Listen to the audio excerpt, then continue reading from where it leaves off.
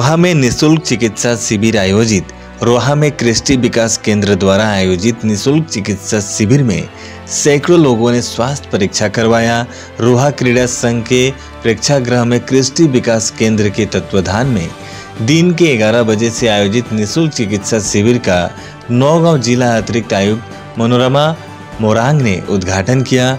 चिकित्सा शिविर में दांत, आंख सहित विभिन्न विभागों के चिकित्सक उपस्थित रहे और जांच किए।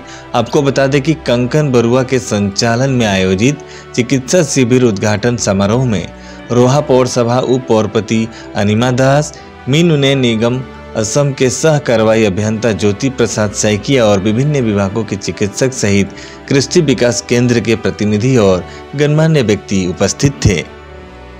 रोहा कृष्टि विकास केंद्र আজি एक বিনামূলীয়া স্বাস্থ্য শিবিৰৰ আয়োজন কৰিছে, য'ত বিভিন্ন বিভাগৰ ডক্টৰসমূহ আহিছে, মেডিচিন স্পেচিয়েলিষ্ট আহিছে, দাঁতৰ কাণকে ধৰি বিভিন্ন বিভাগৰ ডক্টৰসমূহ আহিছে আৰু বিভিন্ন অঞ্চলৰ পৰা স্বাস্থ্য সচেতন ৰাইজসকল আহিছে।